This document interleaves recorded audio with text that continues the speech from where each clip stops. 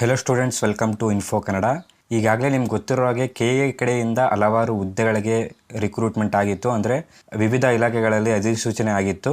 So ಹಲವಾರು ವಿದ್ಯಾರ್ಥಿಗಳು ಅರ್ಜಿನ ಸಲ್ಲಿಸ್ತಾ ಇದ್ದಾರೆ. FD ಆಗಿರ್ಬೋದು, SD ಆಗಿರ್ಬೋದು, ಕಂಡಕ್ಟರ್ ಆ್ಯಂಡ್ ಜೂನಿಯರ್ ಅಸಿಸ್ಟೆಂಟ್ ಹುದ್ದೆಗಳಿಗೆ ಎಲ್ಲ ವಿವಿಧ ಇಲಾಖೆ ಕಡೆಯಿಂದ ಸೊ ಹುದ್ದೆಗಳಿಗೆ ಅಧಿಸೂಚನೆ ಆಗಿದೆ. ಎಲ್ಲ ವಿದ್ಯಾರ್ಥಿಗಳು ಅರ್ಜಿನ ಸಲ್ಲಿಸ್ತಾ ಇದ್ದಾರೆ. ಸೊ ಅರ್ಜಿನ ಸಲ್ಲಿಸ್ತಾ ಇರುವಂಥ ವಿದ್ಯಾರ್ಥಿಗಳಿಗೆ ಅರ್ಜಿನ ಸಲ್ಲಿಸುವಾಗ ತಮ್ಮ ಒಂದು ಅರ್ಜಿ ಬಂದು ಕರೆಕ್ಟಾಗಿ ಸಬ್ಮಿಟ್ ಆಗ್ತಾ ಇಲ್ಲ. ಸೊ ಇನ್ನು ಕೆಲವು ವಿದ್ಯಾರ್ಥಿಗಳಿಗೆ ತಮ್ಮ ಒಂದು ಪೇಮೆಂಟ್ ಮಾಡುವಾಗ ಪೇಮೆಂಟಲ್ಲಿ ಪ್ರಾಬ್ಲಮ್ ಆಗ್ತಾಯಿದೆ. ಪೇಮೆಂಟ್ ಕಂಪ್ಲೀಟ್ ಮಾಡಿದ ನಂತರ ಅವರ ಒಂದು ಅಕೌಂಟಲ್ಲಿ ಅಮೌಂಟ್ ಬಂದು ಡೆಬಿಟ್ ಆಗ್ತಾ ಇದೆ. ಬಟ್ ಅಪ್ಲಿಕೇಶನ್ ಪ್ರಿಂಟ್ ಇನ್ನೂ ಬರ್ತಾ ಇಲ್ಲ. ಸೊ ಅಪ್ಲಿಕೇಶನಲ್ಲಿ ಈ ರೀತಿ ಪ್ರಾಬ್ಲಮ್ಸ್ ಆಗ್ತಾ ಇದೆ ಅಂತ ಹಲವಾರು ವಿದ್ಯಾರ್ಥಿಗಳು ನಮ್ಮ ಟೆಲಿಗ್ರಾಮಲ್ಲಿ ಮತ್ತು ವಿಡಿಯೋದ ಕೆಳಗಡೆ ಕಾಮೆಂಟ್ನ ಮಾಡಿದರು. ಸೊ ನಾವು ಈ ಒಂದು ವಿಡಿಯೋಲ್ಲಿ ಈ ಒಂದು ಪ್ರಾಬ್ಲಮ್ಸ್ಗಳನ್ನು ಹೇಗೆ ಸಾಲ್ವ್ ಮಾಡೋದು ಅಂತ ನೋಡೋಣ. ಓಕೆ, ವಿಡಿಯೋನ ಶುರು ಮಾಡೋದಕ್ಕಿಂತ ಮುಂಚೆ ನೀವೇನಾದರೂ ನಮ್ಮ ಚಾನಲ್ಗೆ ಮೊದಲನೇ ಬಾರಿ ವಿಸಿಟ್ ಮಾಡ್ತಾ ಇದ್ದರೆ ಈ ಕೂಡಲೇ ಚಾನಲ್ಗೆ ಸಬ್ಸ್ಕ್ರೈಬ್ ಆಗಿ ಹಾಗೂ ವಿಡಿಯೋಗೊಂದು ಲೈಕ್ ಮಾಡಿ. ಮತ್ತು ನಮ್ಮ ಟೆಲಿಗ್ರಾಮ್ ಚಾನಲ್ಗೆ ಏನಾದರೂ ಜಾಯ್ನ್ ಆಗಿಲ್ಲ ಅಂದರೆ ಡಿಸ್ಕ್ರಿಪ್ಷನಲ್ಲಿ ಟೆಲಿಗ್ರಾಮ್ ಚಾನಲ್ ಲಿಂಕ್ ಇರುತ್ತೆ. ಆ ಒಂದು ಲಿಂಕ್ ಮೇಲೆ ನೀವು ಕ್ಲಿಕ್ ಮಾಡ್ಕೊಂಡ್ಬಿಟ್ಟು ಟೆಲಿಗ್ರಾಮ್ ಚಾನಲ್ಗೆ ಜಾಯ್ನ್ ಆಗಬೇಕಾಗತ್ತೆ. ಓಕೆ, ಬನ್ನಿ ವಿಡಿಯೋನ ಶುರು ಮಾಡೋಣ. ಸೊ ಇಲ್ಲಿ 70% ವಿದ್ಯಾರ್ಥಿಗಳಿಗೆ ತಾವು ಅರ್ಜಿನ ಸಲ್ಲಿಸುವಾಗ ತಮ್ಮ ಒಂದು ಅರ್ಜಿ ಬಂದು ಸಬ್ಮಿಟ್ ಆಗ್ತಾ ಇಲ್ಲ. ಅಪ್ಲಿಕೇಶನ್ನಲ್ಲಿ ತುಂಬಾ ಪ್ರಾಬ್ಲಮ್ಸ್ ಆಗ್ತಾ ಇದೆ. ಹಲವಾರು ವಿದ್ಯಾರ್ಥಿಗಳು ನಮಗೆ DM ಮಾಡಿದರು ಟೆಲಿಗ್ರಾಮಲ್ಲಿ, ಈ ರೀತಿ ಪ್ರಾಬ್ಲಮ್ಸ್ ಆಗ್ತಾ ಇದೆ, ಇದರ ಬಗ್ಗೆ ಒಂದು ವಿಡಿಯೋನ ಮಾಡಿ ಅಂತ ಹೇಳ್ತಾ ಇದ್ರು. ಸೊ ನಾನು ಕೊಡೋ ಕೆಲವು ಸಜೆಷನ್ ಪ್ರಕಾರ ನೀವೇನಾದರೂ ಅಪ್ಲೈ ಮಾಡ್ತು ಅಂತ ಅಂದರೆ ನಿಮ್ಮ ಒಂದು ಅಪ್ಲಿಕೇಶನ್ ಬಂದು ಖಂಡಿತ ಸಬ್ಮಿಟ್ ಆಗುತ್ತೆ. ಕೆಲವು ಎರರ್ಸ್ KA ಕಡೆಯಿಂದನೇ ಆಗಿರುವಂಥದ್ದು, ಆದರೂ ಕೂಡ ನೀವು ಅಪ್ಲೈಯನ್ನು ಮಾಡಬಹುದು. ಸೊ ಹಲವಾರು ವಿದ್ಯಾರ್ಥಿಗಳು ಅರ್ಜಿನ ಸಲ್ಲಿಸುವಾಗ ತಮ್ಮ ಒಂದು ಎಜುಕೇಷನ್ ಸ್ಟೆಪ್ಪಲ್ಲಿ ಸೊ ನಾವಿವಾಗ ಅಪ್ಲಿಕೇಶನ್ನ ಓಪನ್ ಮಾಡ್ಕೊಂಡಿದ್ದೀವಿ. ಅಪ್ಲೈ ಮಾಡುವಾಗ ಕೆಲವೊಂದು ವಿದ್ಯಾರ್ಥಿಗಳಿಗೆ ತಮ್ಮ ಒಂದು ಎಜುಕೇಷನ್ ಡೀಟೇಲ್ಸನ್ನು ಎಂಟರ್ ಮಾಡ್ಕೊಂಡ ನಂತರ ನೆಕ್ಸ್ಟ್ ಸ್ಟೆಪ್ಗೆ ಹೋಗ್ತಾ ಇಲ್ಲ ಅಂತ ಕಾಮೆಂಟ್ನ ಮಾಡಿದರು ಕೆಲವು ವಿದ್ಯಾರ್ಥಿಗಳು. ಸೊ ನೀವು ಇವಾಗ ನೋಡ್ತಾ ಇರ್ಬೋದು ಸ್ಕ್ರೀನ್ ಮೇಲೆ ನಾವು ಅಪ್ಲಿಕೇಶನ್ ಪ್ರೊಸೆಸನ್ನು ನೋಡ್ತಾ ಇದ್ದೀವಿ. ಸೊ ನಾವಿವಾಗ ಅಪ್ಲಿಕೇಶನನ್ನು ಓಪನ್ ಮಾಡ್ಕೊಂಡಿದ್ದೀವಿ. ಓಪನ್ ಮಾಡ್ಕೊಂಡ ನಂತರ ನಾನಿಲ್ಲಿ ಎಜುಕೇಷನ್ ಡೀಟೇಲ್ಸನ್ನು ಎಂಟರ್ ಮಾಡ್ಕೊಂಡಿದ್ದೀನಿ. ವಿದ್ಯಾರ್ಥಿಯ ಎಜುಕೇಷನ್ ಡೀಟೇಲ್ಸನ್ನು ಎಂಟರ್ ಮಾಡ್ಕೊಂಡಿದ್ದೀನಿ. ಎಂಟರ್ ಮಾಡ್ಕೊಂಡ ನಂತರ ಕೆಳಗಡೆ ಪ್ರೊಸೀಡ್ ಮೇಲೆ ಕ್ಲಿಕ್ ಮಾಡಿಕೊಂಡಾಗ ನಿಮಗೆ ಮತ್ತೆ ಎಜುಕೇಷನ್ ಡೀಟೇಲ್ಸನ್ನು ಎಂಟರ್ ಮಾಡಿ ಅಂತ ಹೇಳ್ತಾ ಇದೆ. ಸೊ ಈ ರೀತಿ ನಿಮಗೆ application is already final submitted ಅಂತ ಶೋ ಆಗ್ತಾ ಇದೆ. ಸೊ ಮತ್ತೆ ನಿಮಗೆ ನಿಮ್ಮ ಒಂದು ಎಜುಕೇಷನ್ ಡೀಟೇಲ್ಸನ್ನು ಎಂಟರ್ ಮಾಡಲಿಕ್ಕೆ ಕೇಳ್ತಾ ಇದೆ. ಸೊ ಹಲವಾರು ವಿದ್ಯಾರ್ಥಿಗಳಿಗೆ ಮೇಜರಾಗಿ ಇದೇ ಪ್ರಾಬ್ಲಮ್ ಬಂದು ಆಗ್ತಾ ಇರೋದು.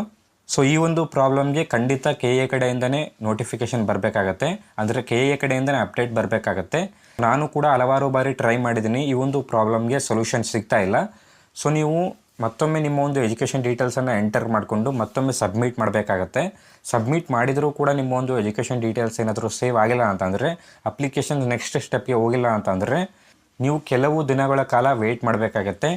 KA ಕಡೆಯಿಂದ ಏನಾದರೂ ಅಪ್ಡೇಟ್ ಏನಾದರೂ ಬರುತ್ತೆ ಅಂತ ನೋಡೋಣ. ಖಂಡಿತ KA ಕಡೆಯಿಂದ ಅಪ್ಡೇಟ್ ಬರುತ್ತೆ. ಸೊ ನೀವು ವೆಯ್ಟ್ ಮಾಡಬೇಕಾಗತ್ತೆ. ಸೊ KA ಕಡೆಯಿಂದ ಅಪ್ಡೇಟ್ ಏನಾದರೂ ಬಂದರೆ ನೋಡೋಣ ಅಪ್ಲಿಕೇಶನ್ ಪೋರ್ಟಲಲ್ಲಿ ಏನಾದರೂ ಅಪ್ಡೇಟ್ ಏನಾದರೂ ಆಗುತ್ತೆ ಅಂತ ಹೇಳ್ಬಿಟ್ಟು.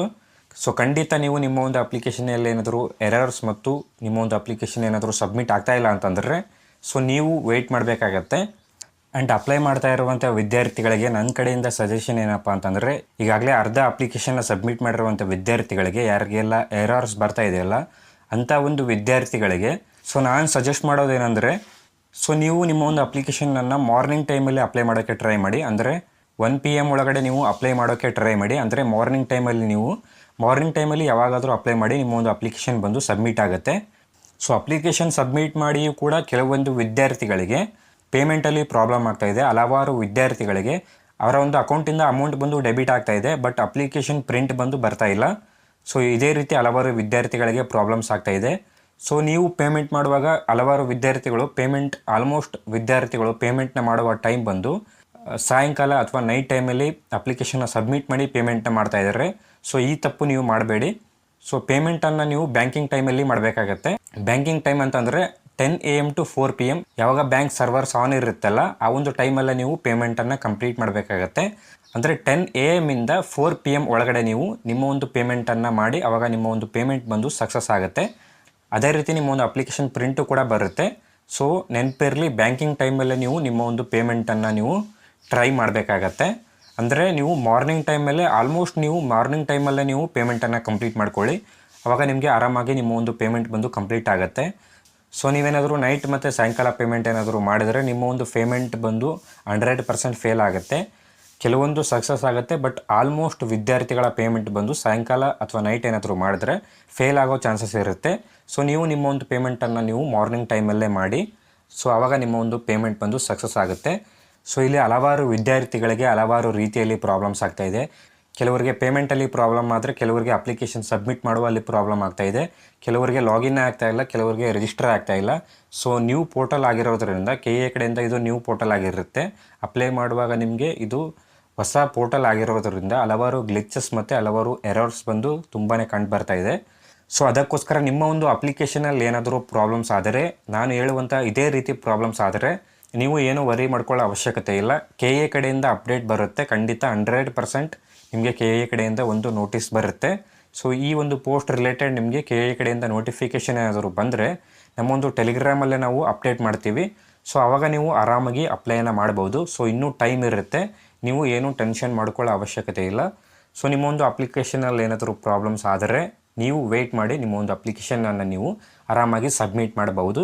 ಆ್ಯಂಡ್ ನೆನ್ಪಿಟ್ಕೊಳ್ಳಿ, ಕೇರ್ಫುಲ್ಲಾಗಿ ನಿಮ್ಮ ಒಂದು ಪೇಮೆಂಟನ್ನು ಮಾಡುವಾಗ ನೀವು ಯಾವುದ್ಯಾವುದೋ ಟೈಮಲ್ಲಿ ಪೇಮೆಂಟನ್ನು ಮಾಡಬೇಡಿ. ಸೊ ಅಮೌಂಟ್ ಯಾರಿಗೇ ಆಗಲಿ ಫ್ರೀಯಾಗಿ ಬರಲ್ಲ. 700-500 ಅಮೌಂಟ್ ಇರುತ್ತೆ, ತುಂಬ ಬಿಗ್ ಅಮೌಂಟ್ ಆಗಿರುತ್ತೆ ಸ್ಟೂಡೆಂಟ್ಸ್ಗಳಿಗೆ. ಸೊ ನಿಮ್ಮ ಒಂದು ಪೇಮೆಂಟನ್ನು ನೀವು ಮಾರ್ನಿಂಗ್ ಟೈಮಲ್ಲೇ ಮಾಡಿ, ಅಥವಾ ಯಾವುದಾದ್ರೂ ಸೈಬರ್ ಸೆಂಟ್ರಲ್ಲೇ ನಿಮ್ಮ ಒಂದು ಅಪ್ಲಿಕೇಶನನ್ನು ಸಬ್ಮಿಟ್ ಮಾಡಿಸಿ. ಸೊ ಏನಾದರೂ ಪ್ರಾಬ್ಲಮ್ಸ್ ಆದರೆ ಸೈಬರ್ ಸೆಂಟರ್ ಅವರೇ ನೋಡ್ತಾರೆ. ಸೊ ನೀವು ಯಾವುದೇ ಕಾರಣಕ್ಕೂ ರಿಸ್ಕ್ ತೊಗೊಳ್ಬೇಡಿ. ಸೊ KA ಕಡೆಯಿಂದ ಏನಾದರೂ ಅಪ್ಡೇಟ್ಸ್ ಬರುತ್ತಾ ಅಂತ ನೋಡೋಣ. KA ಕಡೆಯಿಂದ ತುಂಬಾ ಪ್ರಾಬ್ಲಮ್ಸ್ ಆಗ್ತಾಯಿದೆ. ಸೊ KA ಸ್ಟೂಡೆಂಟ್ಸ್ಗಳಿಗೆ ರೆಸ್ಪಾನ್ಸೇ ಮಾಡ್ತಾ ಇಲ್ಲ. ಸೊ ನೋಡೋಣ ಯಾವ ರೀತಿ ರೆಸ್ಪಾನ್ಸ್ ಮಾಡ್ತಾರೆ, ಯಾವ ರೀತಿ ಅಪ್ಡೇಟನ್ನು ತರ್ತಾರೆ ಅಂತ ಹೇಳ್ಬಿಟ್ಟು. ಓಕೆ, ಐ ಹೋಪ್ ಈ ಒಂದು ವಿಡಿಯೋ ನಿಮಗೆ ಹೆಲ್ಪ್ಫುಲ್ ಆಗಿದೆ ಅಂದ್ಕೊಂಡಿದ್ದೀನಿ. ವಿಡಿಯೋ ಏನಾದರೂ ಇಷ್ಟ ಆದಲ್ಲಿ ವಿಡಿಯೋಗೊಂದು ಲೈಕ್ ಮಾಡಿ, ಚಾನಲ್ಗೆ ಏನಾದರೂ ಇನ್ನೂ ಸಬ್ಸ್ಕ್ರೈಬ್ ಆಗಿಲ್ಲ ಅಂದರೆ ಸಬ್ಸ್ಕ್ರೈಬ್ ಆಗಿ ಅಂತ ಹೇಳ್ತಾ ಮತ್ತೆ ಸಿಗೋಣ ಮುಂದಿನ ಒಂದು ವಿಡಿಯೋಲ್ಲಿ.